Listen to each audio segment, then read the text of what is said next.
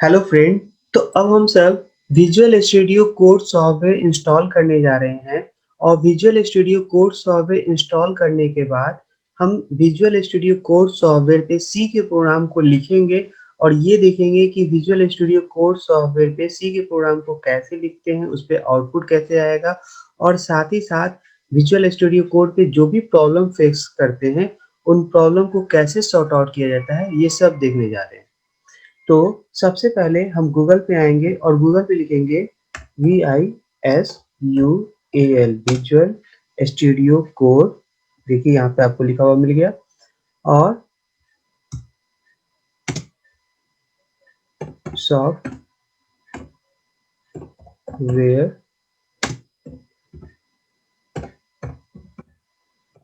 Download.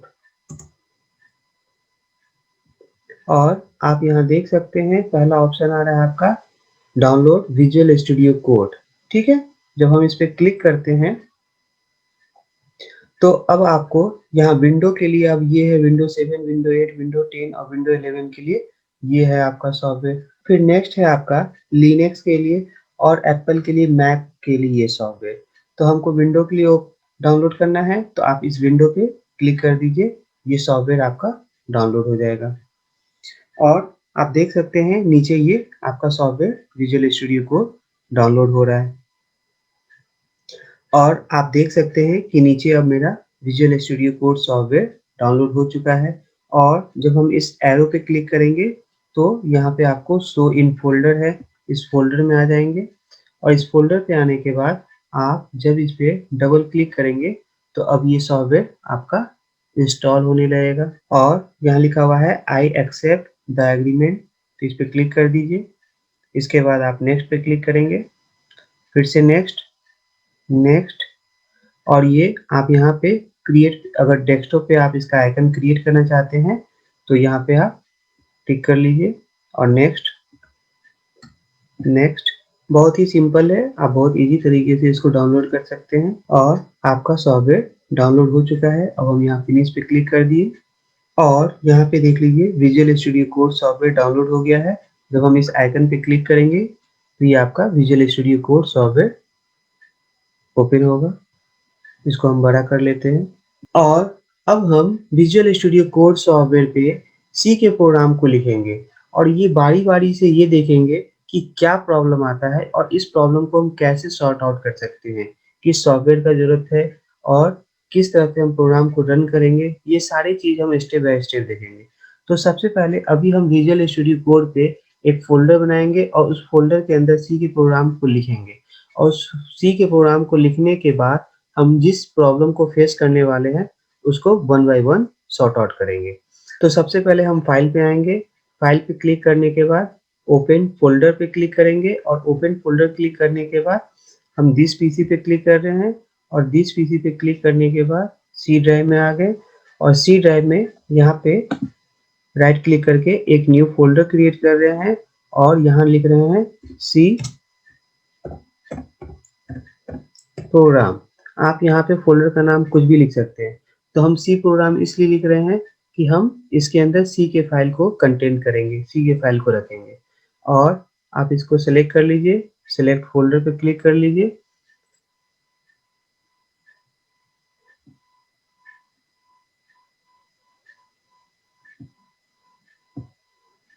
और जब आप इस सी प्रोग्राम फ़ोल्डर पे जब क्लिक करेंगे तो सामने आपको न्यू फाइल का ऑप्शन आ रहा है। इस न्यू फाइल पे क्लिक करेंगे और हम लिख रहे हैं lab1.c और इसके बाद हम एंटर दबा रहे हैं।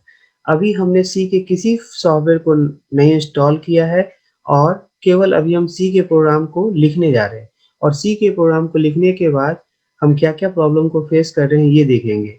और अभी हमने सी के किसी सॉफ्टवेयर को इंस्टॉल नहीं किया है विजुअल स्टूडियो कोड पे, तो आप यहाँ पे ना रन कर पाएँगे, ना कंपाइल कर पाएँगे और ना कुछ आपको सपोर्ट मिलेगा। तो अभी हम उसी चीज़ को फेस करने जा रहे हैं। तो सबसे पहले हम यहाँ लिख रहे हैं include include stdio.h और आप देख रहे हैं कोई सपोर्ट नहीं मिल रहा है। आपको हर चीज़ एक-एक चीज़ टाइप करना पड़ रहा है। int main और फिर यहाँ लिख रहे हैं प्रिंटफ, और प्रिंटफ के अंदर double quote /n hello C program और सेमीकोलन। और अब हमारा प्रोग्राम कंप्लीट हो गया है। आप फाइल में जाके सेव पे भी क्लिक कर सकते हैं, या ऑटो सेव पे क्लिक करने से फायदा क्या है कि आप प्रोग्राम लिखेंगे और आपका ऑटोमेटिकली फाइल सेव हो जाएगा। तो अभी तक हम क्या देख रहे हैं कि मैंने अभी सी के प्रोग्राम को लिख लिया है, मगर जब हम इस पे राइट क्लिक कर रहे हैं तो रन का कहीं ऑप्शन नहीं है, और यहाँ पे भी देख लीजिए, यहाँ पे भी कोई रन का ऑप्शन नहीं है। तो अगर आप चाहते हैं कि विजुअल स्टूडियो कोड पे सी के प्रोग्राम को रन कर सके, और जब हम सी के प्रोग्राम को विजुअल स्टूडियो कोड पे लिख रहे हो तो हमको सजेशन भी मिले, जैसे इंक्लूड लिखते हैं तो IN डाले तो इंक्लूड लिखा हुआ मिल जाए, STD डाले तो STD मिल जाए। तो इसके लिए हमको कुछ सॉफ्टवेयर इंस्टॉल करना पड़ता है। और आप देखिए यहाँ पे ये जो देख रहे हैं ना, ये एक्सटेंशन है। जब आप इस एक्सटेंशन पे क्लिक करेंगे तो आपको लिस्ट ऑफ सॉफ्टवेयर मिलेंगे यहाँ पे, और यहाँ से आप सॉफ्टवेयर को इंस्टॉल करना होगा। और इस समय आपके सिस्टम में इंटरनेट कनेक्ट होना चाहिए। और आप यहाँ देख सकते हैं एक सॉफ्टवेयर है आपका C-C++, और जब आप इसको इंस्टॉल करते हैं तो ये आपको सपोर्ट करता है जो भी आप कंटेंट प्रोग्राम के लिखते हैं। सी के आप जो भी कंटेंट लिखेंगे तो आपको ये सपोर्ट करता है। और ये मेरा सॉफ्टवेयर इंस्टॉल हो रहा है, और ये हमको सजेशन देता है जो भी आप प्रोग्राम लिखते हैं, और उस पे जो भी आप कंटेंट लिखते हैं तो आपको वो सजेशन देते रहता है। और अब मेरा ये सॉफ्टवेयर इंस्टॉल हो चुका है, और इसके बाद अब हम यहाँ पे दूसरा सॉफ्टवेयर इंस्टॉल करने जा रहे हैं, और ये सॉफ्टवेयर का नाम है कोड रनर। तो आप देख सकते हैं यहाँ पे आपका कोड रनर सॉफ्टवेयर आ गया है। इस पे आप क्लिक कर दिए तो ये जैसे ही हम इस पे क्लिक किए तो आपको यहाँ कोड रनर आ गया। और ये code runner C++, Java, JavaScript, PHP, Python, Perl, Ruby, Go और बहुत सारे लैंग्वेज को ये सपोर्ट करता है रन करने के लिए। तो अब हम इस इंस्टॉल पे क्लिक कर दे रहे हैं, और इस सॉफ्टवेयर को भी हम अब इंस्टॉल कर लिए। और ये देखिए, अब जैसे ही ये सॉफ्टवेयर इंस्टॉल हुआ तो यहाँ रन का ऑप्शन आ चुका है। ठीक है, और इसके बाद अब हम यहाँ क्लोज कर दे रहे हैं, और अब मेरा दोनों सॉफ्टवेयर इंस्टॉल हो चुका है। तो जब आपने ये कोड रनर इंस्टॉल किया, ये जो सामने देख रहे हैं ये कोड रनर, जब आपने इसको इंस्टॉल किया तो ये आइकन आपको सामने आ चुका है। और इसके बाद, और जब आप इस पे राइट क्लिक करके भी रन कर रहे हैं तो ये रन कोड इस सॉफ्टवेयर के कारण आ रहा है, कोड रनर सॉफ्टवेयर के कारण। और जब आप इस रन कोड पे क्लिक करते हैं, आपको क्या एरर आ रहा है, GC is not recognised internally और एक्सटर्नली। और ये जीसी कंपाइलर सॉफ्टवेयर को आपको इंस्टॉल करना होगा। तो अब हम इसको मिनिमाइज कर देते हैं, और मिनिमाइज करने के बाद अब हम गूगल पे आए। जीसी कंपाइलर को इंस्टॉल करने के लिए आप लिखते हैं min-g-w GC compiler for window. और ये देखिए आपका पहला ऑप्शन है min-g-w, इस पे क्लिक कर दीजिए, और आप अब डाउनलोड पे क्लिक करेंगे, और आप देख सकते हैं नीचे min-g-w कंपाइलर आपका डाउनलोड हो रहा है। और ये आप देख सकते हैं कि आपका ये सॉफ्टवेयर डाउनलोड हो गया। अब हम यहाँ पे क्लिक किए, शो इन फोल्डर पे आए, और शो इन फोल्डर पे आने के बाद इस min-g-w गेट सेटअप पे क्लिक कर दिए, और यहाँ पे आपका इंस्टॉल का ऑप्शन है। जब आप इस इंस्टॉल पे क्लिक कीजिएगा, आप कंटिन्यू पे क्लिक करेंगे, और आप देख सकते हैं अब आपका सॉफ्टवेयर डाउनलोड हो रहा है। और ये जब 100% हो जाएगा तो अब आपका जीसी कंपाइलर सॉफ्टवेयर कंप्लीट हो जाएगा इंस्टॉलेशन। और आप देख सकते हैं यहाँ पे सॉफ्टवेयर 100% हो गया है। अब हम कंटिन्यू पे क्लिक किए। अब ये पैकेज है, और इन पैकेज को ऐड कर लेना है। तो एक min-g-w 32 बेस पे आप क्लिक कर लीजिए, जो कि आपको सी के लिए सपोर्ट करेगा। और C++ के भी प्रोग्राम को अगर चाहते हैं तो min-g-w 32 GC++ पे भी क्लिक कर लीजिए, और हम इस पे मार्क कर लिए। और इसके बाद आप इंस्टॉलेशन में आएंगे और अप्लाई टू चेंज पे क्लिक कर दीजिएगा और यहाँ अप्लाई कर दीजिए। इसके बाद आपका ये सॉफ्टवेयर कुछ मिनट लेगा और सॉफ्टवेयर इंस्टॉल हो जाएगा। और आप यहाँ देख सकते हैं कि all changing were applied successfully, और इसको क्लोज कर लीजिए। और अब हम यहाँ भी क्लोज कर लेते हैं। और अब हमारा जीसी कंपाइलर सॉफ्टवेयर इंस्टॉल हो चुका है और अब हम जीसी कंपाइलर सॉफ्टवेयर का पाथ सेट करेंगे। और पाथ सेट करने के लिए हम सब कहाँ जाएंगे, तो सी ड्राइव में आएंगे और सी ड्राइव में आने के बाद और यहाँ आप देख सकते हैं min GW सॉफ्टवेयर यहाँ पे है। बिन को ओपन कर लेंगे और इस पाथ को सिलेक्ट कर लेंगे। इस पाथ को सिलेक्ट करने के लिए फिर क्लिक कर लेंगे। तो आप यहाँ पे जब क्लिक करते हैं तो कंट्रोल ए से ऑल सेलेक्ट हो जाएगा और कंट्रोल सी से कॉपी हो जाएगा। और जब हम इस पाथ को कॉपी कर लिए तो ये देखिए यहाँ पे दिस पीसी लिखा हुआ है। इस दिस पीसी पे राइट क्लिक करेंगे और प्रॉपर्टी पे आ जाएंगे। और प्रॉपर्टी पे क्लिक करने के बाद आप इसको मैक्सिमाइज कर लीजिए। और प्रॉपर्टी पे क्लिक करने के बाद आप ये देखिए यहाँ पे लिखा हुआ है एडवांस सिस्टम सेटिंग। और जब आप इस एडवांस सिस्टम सेटिंग पे क्लिक करेंगे तो यहाँ पे आपको एनवायरनमेंट वेरिएबल है।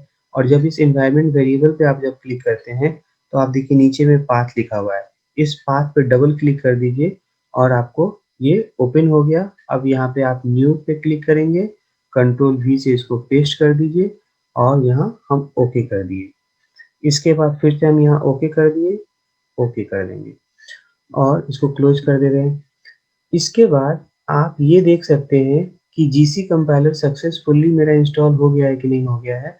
तो हम यहाँ सर्च पे cmd कमांड प्रॉम्प्ट को ओपन कर लेते हैं और इस कमांड प्रॉम्प्ट को ओपन करने के बाद यहाँ लिख रहे हैं gc स्पेस हाइफन वर्जन और इंटर। और ये देख सकते हैं कि आपको जीसी कंपाइलर का यहाँ वर्जन भी दे रहा है ना। और मेरा सॉफ्टवेयर इंस्टॉल हो चुका है। इसके बाद अब हम विजुअल स्टूडियो कोड पे आ रहे हैं और विजुअल स्टूडियो कोड पे अब हम प्रोग्राम को रन करने जा रहे हैं। तो राइट क्लिक करके जब आप रन कोड पे क्लिक करेंगे तो अभी भी ये प्रॉब्लम आएगा, जीसी कंपाइलर नॉट रिकॉग्नाइज, ये अभी भी आएगा। क्यों?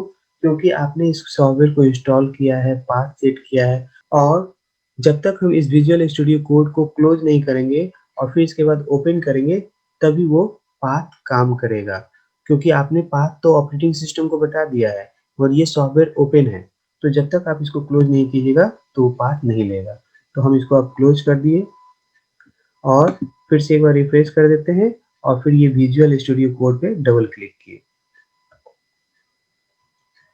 और अब हम राइट क्लिक करके रन कोड पे गए और रन कोड पे क्लिक करेंगे तो आप यहाँ देख सकते हैं अब आउटपुट आ जाएगा। और यहाँ देख सकते हैं आप हेलो सी प्रोग्रामिंग लैंग्वेज आ गया। और आप यहाँ से भी क्लिक करके प्रोग्राम को रन कर सकते हैं। इस पे जब आप क्लिक करेंगे तो आपका प्रोग्राम रन होगा और आपको आउटपुट आ जाएगा।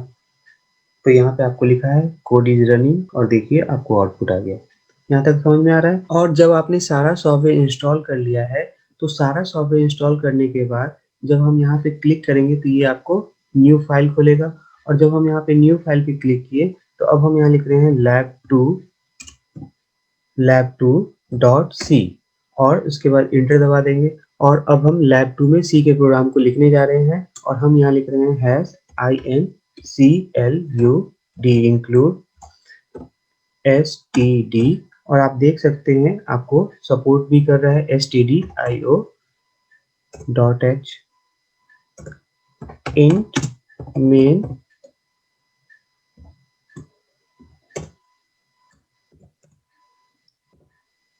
printf। आप देख सकते हैं पहले ये सब नहीं आ रहा था, अब हम लिख रहे हैं और आपको लिखा भी आ रहा है /n hello इंडिया सेमीकोलन। ठीक है। और यहाँ पे मेरा फाइल में ऑटो सेव पे क्लिक है तो ये ऑलरेडी मेरे फाइल को सेव कर देगा। और जब आप इस रन पे क्लिक करेंगे तो अब आपका प्रोग्राम रन भी हो जाएगा और आपको आउटपुट आ जाएगा। तो आप नीचे देख सकते हैं, नीचे यहाँ लिखा है रनिंग तो अब ये प्रोग्राम आपका रन हो रहा है और ये देख लीजिए आपको आउटपुट आ गया हेलो इंडिया। इसके बाद आप राइट क्लिक करके भी प्रोग्राम को रन कर सकते हैं। तो ये सारे फाइल मेरे कहाँ पे जा रहे हैं, तो सी प्रोग्राम फोल्डर में जा रहा है। और ये सी प्रोग्राम फोल्डर कहाँ है, तो सी प्रोग्राम फोल्डर आपको तो सी ड्राइव में आपने प्रोग्राम फोल्डर रखा है। और आप यहाँ आके देख सकते हैं, जब आप दिस पीसी पे क्लिक करिएगा, तो जब आप दिस पीसी पे क्लिक करेंगे तो आप यहाँ देख सकते हैं कि सी प्रोग्राम फोल्डर के अंदर आपको सी के 2 फाइल बने हुए।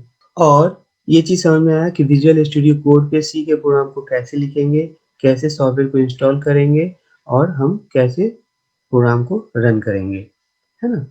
तो इस तरह से आप कर सकते हैं। और अगर आप चाहते हैं कि अब आप नया फाइल बना लें, तो आप फिर से फाइल पे क्लिक कीजिएगा और उसके बाद ओपन फ़ोल्डर पे क्लिक करेंगे और ओपन फ़ोल्डर पे क्लिक करने के बाद आप यहाँ पे कोई भी न्यू फ़ोल्डर बना लीजिए। तो हम इस पे क्लिक कर दिए और यहाँ कोई भी फ़ोल्डर लिख सकते हैं हम, जैसे कोड इन सी प्रोग्राम। मैंने फ़ोल्डर का नाम रख दिया कोड इन सी प्रोग्राम और यहाँ सेलेक्ट फ़ोल्डर कर लिए और इस पे क्लिक करके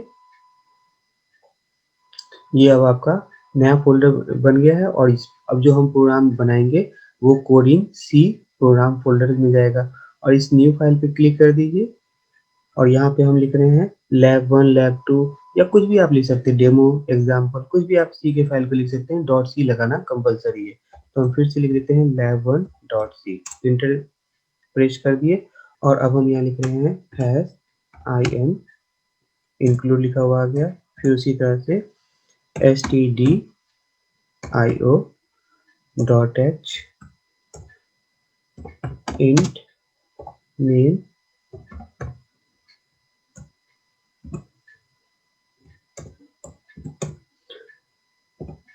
प्रिंटर और प्रिंटर के अंदर डबल कोट स्लैश एन और यहाँ लिख दिए my name is Atul sir. और अब आप यहाँ पे इस रन पे क्लिक कर दीजिए। जैसे ही इस बटन पे क्लिक करेंगे और आपका प्रोग्राम रन हो जाएगा। आप यहाँ देख सकते हैं यहाँ रनिंग लिख रहा है और जैसे ही आप रन करते हैं तो exe फाइल जनरेट हुआ और आपका फाइल रन हो जाएगा सी का my name is Atul sir. तो आप देख सकते हैं कि इस तरह से आप फोल्डर के अंदर बहुत सारे सी के फाइल बना सकते हैं और वन बाय वन उसको यूज कर सकते हैं। ठीक है। अगर हम एक्सटेंशन चेंज करना चाहते हैं, अगर हम दूसरा फ़ोल्डर सेलेक्ट करना चाहते हैं, इससे पहले वाला फ़ोल्डर अगर हम सेलेक्ट करना चाहते हैं, तो फाइल पे जाएँगे और फाइल पे जाने के बाद ओपन फ़ोल्डर क्लिक करेंगे और ओपन फ़ोल्डर क्लिक करके अब आपने सी के 2 फ़ोल्डर बना लिए, एक सी प्रोग्राम और एक आपने कोड इन सी प्रोग्राम। और आप जिसको सेलेक्ट करेंगे तो उस फ़ोल्डर में सी का फाइल जाएगा। तो हम जिस पे भी क्लिक करेंगे और क्लिक करने के बाद सिलेक्ट फ़ोल्डर पे क्लिक करेंगे तो अब जो भी फाइल बनाएँगे उस फ़ोल्डर के अंदर जाएगा। तो मेरा यहाँ पे सी प्रोग्राम फ़ोल्डर सेलेक्ट है, तो अब यहाँ पे आपको सी प्रोग्राम फ़ोल्डर दिखेगा और जो भी फाइल है उसके अंदर के वो दिखेंगे। और अब हम जो भी फाइल बनाएँगे सब उस सी प्रोग्राम फ़ोल्डर के अंदर जाएगा। तो यहाँ तक समझ में आया? और तो अब हम लोकल वेरिएबल के वैल्यू को प्रिंट करवाना चाहते हैं, तो अब हम यहाँ पे आएँगे, इस पे क्लिक करेंगे और यहाँ पे आपको न्यू फाइल है, इस न्यू फाइल पे क्लिक करेंगे और यहाँ पे हम लिख देते हैं lab3.c। इसके बाद अब हम सी के प्रोग्राम को फिर से लिख रहे हैं और इस पे अब हम लोकल वेरिएबल डिफाइन करेंगे और साथ ही साथ लोकल वेरिएबल को प्रिंट करवाएँगे। और मैं आपको ये बताना चाह रहा हूँ कि आप जितने फाइल बनाएँगे, ये सारे फाइल आपके सी प्रोग्राम फ़ोल्डर के अंदर जा रहे हैं। तो हमने यहाँ लिख दिया हैश इंक्लूड stdio.h इंट और इसके बाद आप लिख रहे हैं int a equal to 100 semicolon और यहाँ पे हमने लिखा printf double quote slash n capital A equal to %d comma a semicolon. Int a equal to 100 मेरा लोकल वेरिएबल है और ये वेरिएबल आपके मेन मेथड के अंदर है और हम यहाँ पे %d की मदद से a के वैल्यू को प्रिंट करवा रहे हैं और राइट क्लिक करके रन कोड पे क्लिक किए और आपका प्रोग्राम रन हो रहा है और आप यहाँ देख सकते हैं कि a=100 आपका आउटपुट प्रिंट हो गया। और सी में जब आप रन टाइम पे वैल्यू लेते हैं स्कैनफ की मदद से, तो स्कैनफ के वैल्यू को जब आप रन टाइम में वैल्यू देते हैं, तो विजुअल स्टूडियो कोड के लिए उसके लिए कुछ सेटिंग में जाके आप चेंजिंग करते हैं और अगर आप वो चेंजिंग नहीं करेंगे, तो आप स्कैनफ की मदद से जो रन टाइम पे वैल्यू डालते हैं, वो सपोर्ट नहीं करेगा। इसके लिए आपको क्या करना पड़ेगा कि फाइल में जाएँगे और फाइल में जाने के बाद प्रेफ़रेंसेस में क्लिक करेंगे और उसके बाद आप सेटिंग पे आएँगे और आप यहाँ पे एक्सटेंशंस पे क्लिक करते हैं, तो यहाँ एक्सटेंशन पे जब आप क्लिक करिएगा और आप यहाँ देख सकते हैं कोड रन कॉन्फ़िगरेशंस पे जब आप क्लिक करेंगे, तो अब आप यहाँ पे क्लिक करके डाउन बटन दबा के आप वन बाय वन नीचे आ जाइए और आपको यहाँ पे रन इन टर्मिनल मिलेगा, इस पे आप क्लिक कर दीजिए और इसके बाद आप इसको क्लोज कर दीजिए। अब आप रन टाइम पे यूज़र जब इनपुट करेगा, स्कैनफ की मदद से जब हम आगे प्रोग्राम पढ़ाएँगे, तो अब आप यहाँ पे जो रन टाइम पे वैल्यू डालेंगे, अब वो भी काम सपोर्ट करेगा। तो ये चीज़ समझ में आया और अगर आप चाहते हैं कि इसके फ़ॉन्ट के साइज़ को बड़ा करें, तो उसके लिए भी फिर से आप फाइल में आएँगे और फाइल में आने के बाद प्रेफ़रेंसेस में क्लिक कीजिए और उसके बाद सेटिंग में आएँगे और आप यहाँ देख सकते हैं टेक्स्ट एडिटर है, आप इस पे क्लिक कर दीजिए, यहाँ फ़ॉन्ट्स है, फ़ॉन्ट्स में आएँगे और फ़ॉन्ट्स में आने के बाद ये फ़ॉन्ट साइज़ है, यहाँ से आप साइज़ बढ़ा सकते हैं। तो अब अगर हम यहाँ पे साइज़ 20 कर देंगे, उसके बाद आप इसको क्लोज़ कर दीजिए और आप देख सकते हैं इसका साइज़ बढ़ जाएगा, ठीक है?